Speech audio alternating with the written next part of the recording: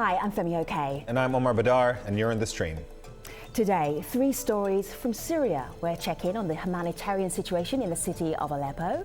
And it's been more than 5 years since fighting tore the country apart. Is profit fueling the war? We'll discuss where money is going from bloodshed and destruction. And fasting and feasting away from home. As the holy month draws to a close, how have Syrian refugees spent Ramadan and how do they plan to celebrate Eid? We'll hear some of your stories. Stay tuned for this special programme.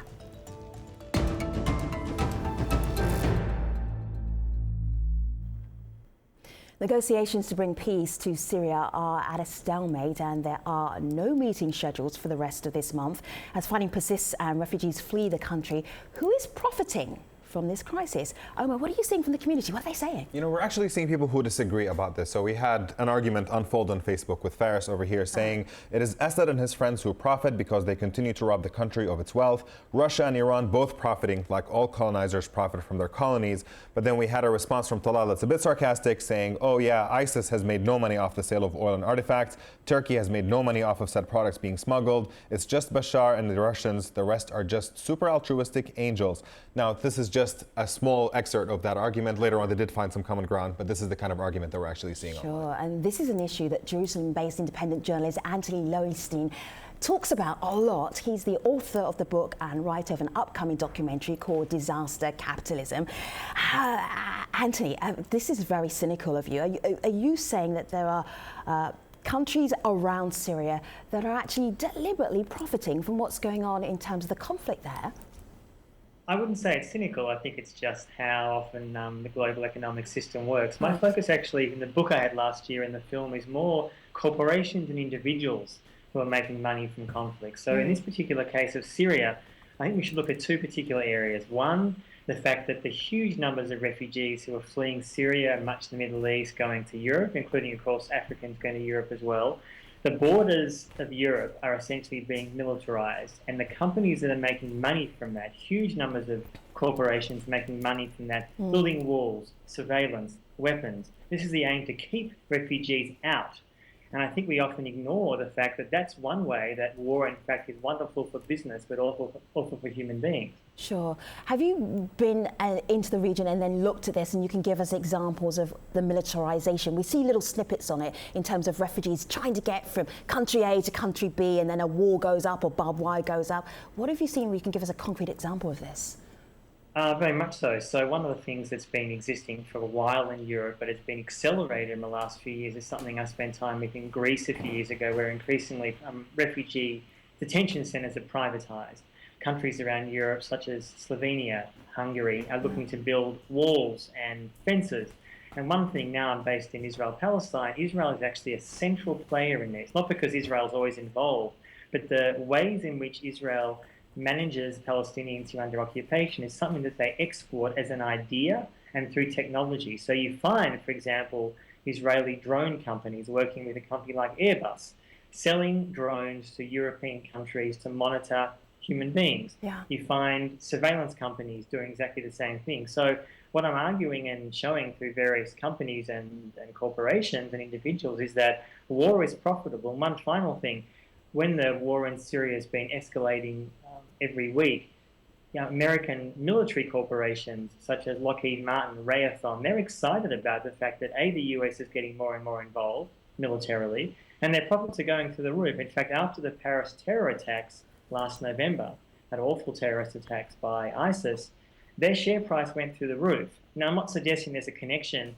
between ISIS and arms manufacturers. I'm saying that after terrorism, European countries and others are always investing far more in counterterrorism, surveillance, and all those kind of tools which arguably don't actually work that well in stopping terrorism in the first place, and they're probably fueling it. Anthony, is this getting in the way? Is the profit margin, the business aspect of the Syria conflict, is that getting in the way of the peace process?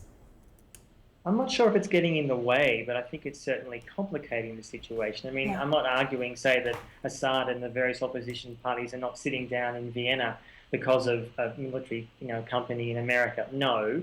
What I'm saying is, though, that the conflict in Syria, as we've seen before with Iraq and Afghanistan, as we've seen with other refugee flows coming into Europe, there are always going to be corporations and individuals making money from that. And what I'm saying is that Do we as a society and do we as a global community want to have people profiting from the worst humanitarian crisis since the Second World War?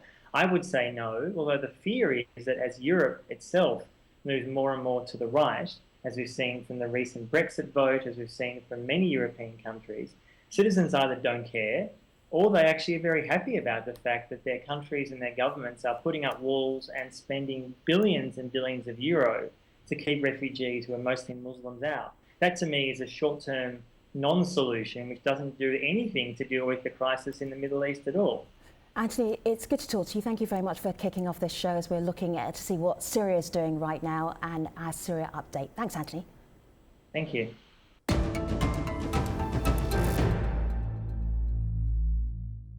طبعا بسوريا بيكون الجو حار جدا، أما هون بالنرويج بيكون برد كتير. برمضان في أكلات مشتهرة وخاصة أكلات شعبية خاصة برمضان مثل المحشش ورق يعني، وطبعا حلويات، والناس بتزور بعضها البعض. إذا كان زعلان من شخص زعلان من التاني بيزوروا بعضهم البعض وبتصفى القلوب من بعضهم. حاب خبرك انه انا بصوم تقريبا شي 20 ساعة بسوريا. اهلي بيصوموا تقريبا 15 ساعة او 14 هيك شي تقريبا. So that was Muhammad, a Syrian refugee, sharing his story about Ramadan from his new home in Norway. As the holy month comes to a close and Muslims around the world have begun celebrating Eid, joining us to share her story is Bayan Al-Fadl, a Syrian refugee in France and the outreach coordinator for Chiron, a higher education NGO. Bayan is like thousands of Syrian refugees in Europe, marking one of the most important times in the Muslim calendar.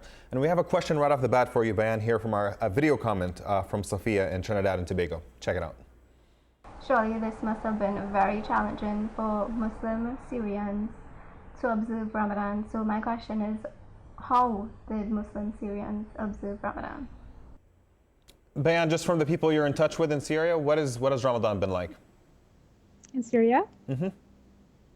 In Syria, Ramadan is normal. Like they still have their normal life, except like a little bit noise of bombing inside Damascus. I'm talking about Aleppo or any other place. Even like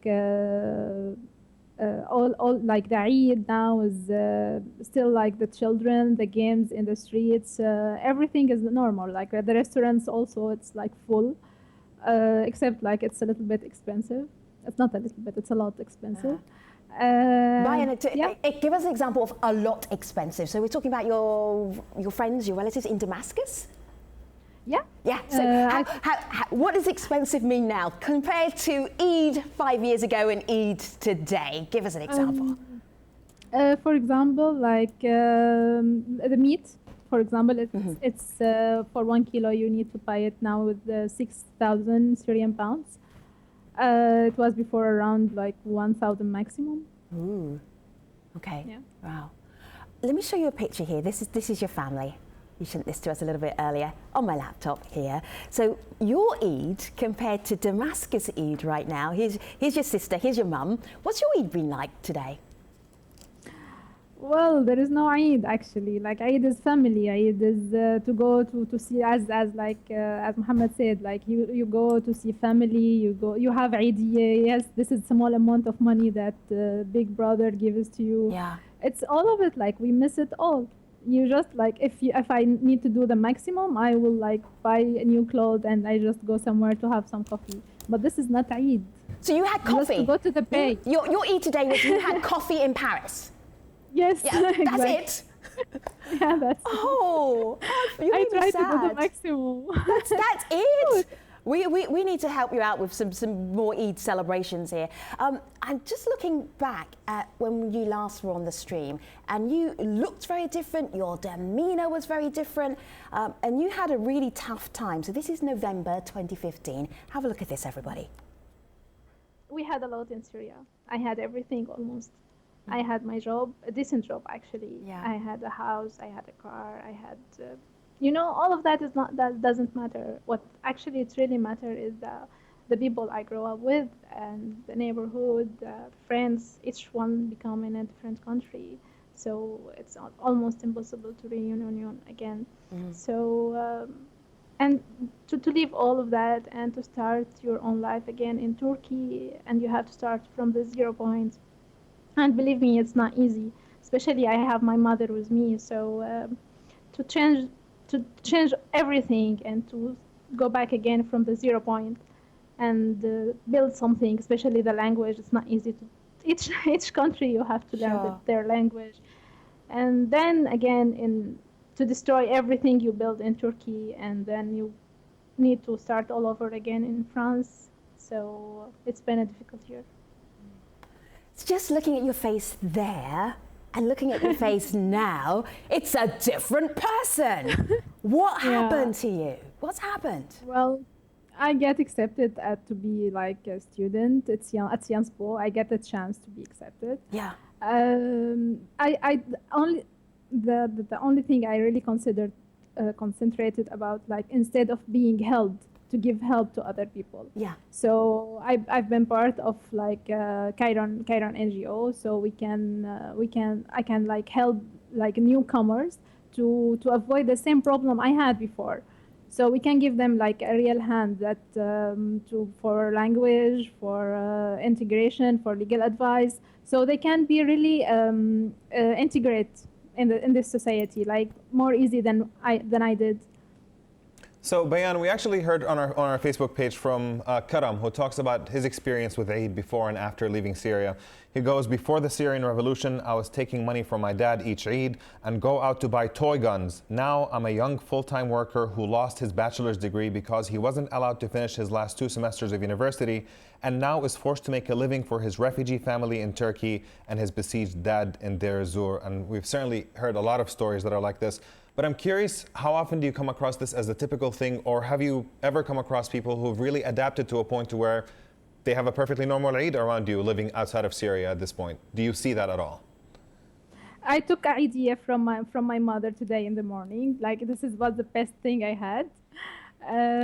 Yeah, still like that. The integration of university, it's really difficult because you need to have the language. You need to have the equivalence for your degrees before. You need to adjust, mainly if when you were in Syria, you had everything already settled down. You have your house, you have everything, so you just need to go to the university. I just need to study. But here, no, you have to be to do everything else. Like, even here, if you want to do only the paper, the residence paper, you need around 9 months. So it's really you need to do like really special. You need to do an effort to do your study again. Bayan, it's really good to see you. You are transformed from the woman that we saw last year. There's a lightness about you.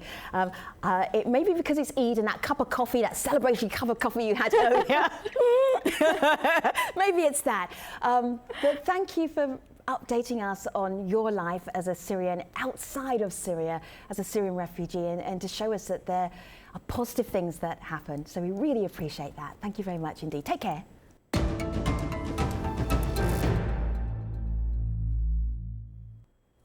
So Eid al-Fitr began in Syria with the Syrian military declaring a 72-hour truce, and it's the first to be declared countrywide since the ceasefire brokered by foreign powers in February mostly collapsed. Now, in spite of the many recent declarations, airstrikes and fighting have continued, and one of the hardest hit areas has been the northern city of Aleppo, where aid is running low and food prices are rising. Joining us to talk about the humanitarian situation there, Dr. Hamza Al-Khatib. He is the manager of the Al-Quds Hospital, one of the few medical centres left in the city, and Najib Kajeh is a journalist and filmmaker. Gentlemen, welcome. Dr. Hamza, goodness me, the last time we were speaking to you, your hospital had been bombed, colleagues had passed away. It was a nightmare. What's the update now? What's the state of the hospital? Actually, at the moment, we managed to rehabilitate some parts of the hospital, the ones that haven't been damaged very much. So we are now working in 3 floors, giving the capacity of 30% of the services that we have been giving to people before the last strike. We managed to get a new pediatric doctor, and he's starting his work after the Eid holiday. Dr. Hamza, where did you find your pediatric doctor? Where did he come from? Actually, he was in Aleppo, but now he has to work 24/7 to manage to cover the two hospitals with no holiday at all, no vacation at all, 24/7. That's some shift. So we're actually getting a lot of questions from our online community for the doctor. So Dayan over here says on Twitter, asking about the shortages in doctors and nurses, but then goes on to say, how many children have been affected by the war? Dr. Hamza, can you talk a little bit about what you see today in the way children are dealing with everything that you're kind of coming across? Actually, we can't give an accurate number of how many children have been suffered by the war. There are many forms of suffering, especially for children. We're not only speaking about trauma cases, wounds or cuts. They're losing the families, losing their parents. I guess it's more much worse than losing an arm or a leg. Myself, I prefer to lose an arm than losing my 6-month daughter, for example. And before I came here to Turkey, there has been a massacre in Al-Sukkari neighborhood. It's where the hospital is. And a 7-year-old boy has been killed there. He was playing with his brother in the neighborhood. And his brother was the only one who take his brother to the hospital, holding him and crying, dealing with his younger brother has lost his life. The way that he has went back home to tell his mother that her son has been killed. That thing, I guess, that will affect that young man for the rest of his life. Najib, there's a scene in an upcoming film that you're making for Witness for Al Jazeera English, and that's coming up on July the 24th. There's a scene, it's a children's playground. Before I play that scene, tell us about it. Tell us about that moment where you filmed that playground, because you'll notice, audience, when you see it, it's not an ordinary playground, Najib. It's a playground close to Cat's home place. It's some people from the White Helmets who take me there, and they show me around, and they actually show me that people, they still strive to have some kind of normality in this area. And one of the guys who were with us, Shahud, he gets happy when he sees the kids, but at the same time he also gets depressed. Yeah. Because the future of Syria is so it's so difficult to foresee what's going to happen. Let me play that little clip for you. And the White Helmets are a civilian force who help when bombs and disaster happens in Aleppo, and they train and they help their neighbours around the area. So here's that little clip that really stuck out for me. Have a look. واستشهد والدين اختي وليد وعائشه واولاد عمهم كمان في نفس الضربه. كان الصراحه صدمه لي كبيره، يعني انا بدت من اولاد اختي يعني. بعدين اجوا زملائي في العمل، بعدين اجوا رفاقي في حياتي المدنيه. يوما يعني اشوف اني استشهد واحد من رفقاتي في قصف معين، او تعرض للقتل او تعرض للقنص، يعني صار امر طبيعي، يعني صراحه مثل قلوبنا ماتت يعني. So we have another question that came in through our online community about hope in this current situation. Laura asks, how do you manage to maintain hope when politicians and world leaders are leaving doctors and citizens alone? Najib, start with you. What actually gives you hope? How do you keep going under a situation like this? Shahud, one of the persons who's in this documentary that you just showed a clip from, he's one of the persons who gives me hope. him and his friends, his colleagues, who are with the Syrian civilian defense, the so-called white helmets. It's actually people who every day, many times a day, they go out and they go actually to the places that everybody else they flee from, because it's places that are being bombed, and they're trying to save people's lives, and they risk their own lives, and they do it despite of the danger and despite of them seeing their colleagues being killed quite often. And people like them, people who are trying to actually make life easier and try to create a new Syria in these areas that are totally devastated by the war, those people are so inspiring, and they give me hope. And I actually get more hope when I'm in Syria, because when I sit here, I only see the destruction. But when I'm down there, I see the people who try to actually keep on, make life going on and continue. Dr. Hamza, I found out how old you were and I was in shock and awe, actually. How old are you? Tell the world. I'm 29 years old. I was born in 1986. Wow, I have clothes older than you. All right, so that's not a good thing. When you qualified, how did you think the next 5 years were going to be? Because you're basically a war doctor, but what did you think you would be doing? For the next 5 years, I guess I'm going to do the same thing that we are doing, because I don't think that there will be an exit from the situation that we are suffering from inside Syria at the next 5 or 6 years. So I'm preparing myself mentally to keep going on what I'm doing at the moment. There must be creative ways that you're thinking about how you treat people when you don't have enough medicine, you don't have the resources, you don't have the staff. How do you do that? How do you create those abilities to still treat people? Actually, in the first 2 years, in 2011 and 2012, there was a lack of materials, consumables, and medicines a lot. So we used to do the old ways of like the maybe 18 and stuff. It was we used to like use some woods to set a fracture or stuff like that. But at the moment, no, we almost have everything. But the last 2 years, we always think in a danger that the road of Aleppo may be closed and Aleppo may be sieged. Yeah. And at the moment, the last 2 months, Aleppo have been sieged by fires. Rocket launchers and tanks has targeted the only road of Aleppo. So getting in and out from Aleppo or to Aleppo city is a huge risk. Sure.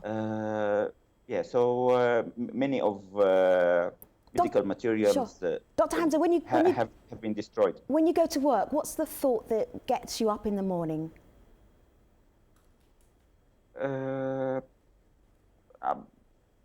First of all, I want to rush to the hospital, so I won't be targeted in the road to the hospital, because usually the explosive barrels and the Russian jets starts to strike at 9 a.m. Right. So I try to get at 8:30 before the destruction and the trying not to get hit Dr. Hamza, in the road to the hospital. You do extraordinary work. It's always very humbling when we actually talk to you and find out what you and your colleagues are doing in Aleppo. Dr. Hamza, Najib, Anthony and Bayan, thank you very much for being part of our update today as we look back to see what Syria is doing on this Eid celebration. And for all of our viewers around the world and our community, if you are celebrating Eid Mubarak, take care everybody. Thanks for watching.